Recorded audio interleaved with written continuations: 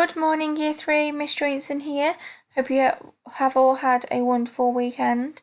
Today is Monday, so we have got some Vipers questions for you to do on chapters 10 and 11 of Charlie and the Chocolate Factory. So again, those chapters will be on the website for you and sent out in your daily email. So you can have a read through both chapters 10 and 11. And today's questions are all based on those two chapters. Okay, so we're going to go through some of the questions. They're not the questions that are on your sheet, but just some ideas with how you can answer your questions today. Right then, so we're going to look at a vocabulary question to start with. And the question is, what does it mean if something goes bust? So make sure that you've got your text as you are reading the questions. Always refer back to the text, okay? Because you need the text to help you answer your questions, okay? If you've got highlighters, then highlight the main word. So I know that I'm looking for bust in this sentence, in this extract here. So let's have a quick skim and scan. Here we go. The reason for this was that the toothpaste factory, the place where Mr. Bucket worked, suddenly went bust and had to close down. Okay then, so the question is asking us, what does it mean if something goes bust? So if something goes bust, it means, so if something goes bust, it means that somewhere has ran out of money and had to close down because they cannot function. Okay, so unfortunately, the toothpaste factory that Mr. Bucket works at, they've ran out of money and therefore the factory has had to close down, okay? And that is leaving poor Mr. Bucket without a job. So what does it mean if something goes bust? If something goes bust, it means that somewhere has run out of money and had to close down because they cannot function. Okay, so without any money, the factory cannot work, therefore cannot pay any of its employees, so it's had to close down. Okay, then let's have a look at an infer question then.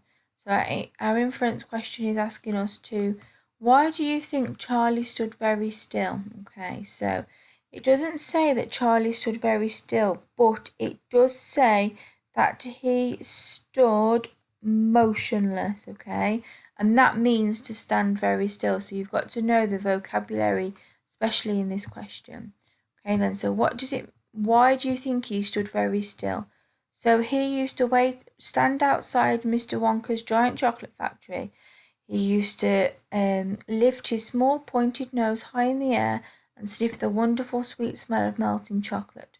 Sometimes he would stand motionless outside the gates for several minutes on end, taking deep swallowing breaths as though he were trying to eat the smell itself. So why do you think Charlie stood very still? So I think Charlie stood very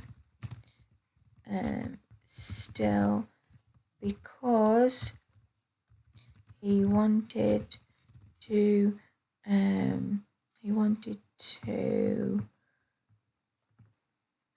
I think Charlie stood very still because he wanted to cherish the moment and make it last as long as possible.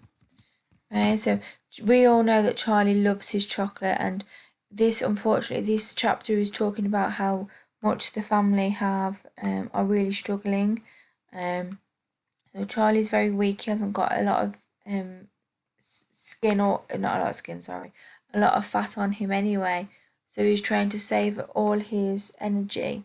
So when he does stand outside Mr. Willy Wonka's factory, he just wants to stay in that moment for as long as possible because he loves the smell of melting chocolate. And as it says, it's like he is swallowing breaths as though he were trying to eat the smell itself. That's how hungry poor Charlie is. Okay then, and lastly we're going to go through a retrieval question then. So again, this is just those questions that we literally find the answers in the text and use those in our questions. Okay, so I'm going to start off with my full sentence, my question sentence starter. So why did the meals get thinner? So the meals got thinner because, so making sure that we're using our sentence starter to start off our sentences. Okay, I'm going to highlight now then where it says that the meals went thinner. And all it got now were those thin cabbagey meals 3 times a day. Then all at once the meals became even thinner.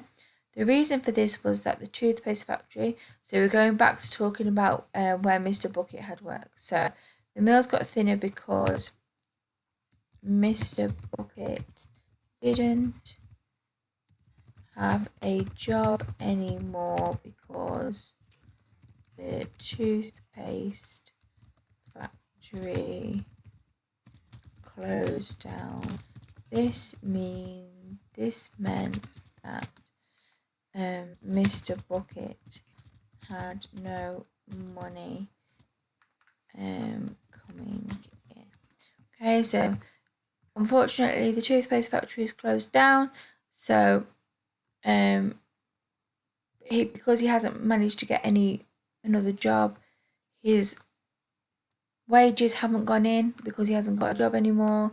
So he's got no money. There's no money coming into the house, and they're really, really struggling. Okay. So those are just 3 questions that we've gone through today. So you have got 1, 2, 3, 4, 5, 6, 7, 8. You've got 9 questions to answer today, okay? Making sure that the explain and summarize, you're trying your hardest with answering those, okay? I hope you all have a super day, and if you are stuck or need any help or support, please email myself or Mr. Grocott and we will get back to you as soon as we can. Take care, speak to you all soon, bye.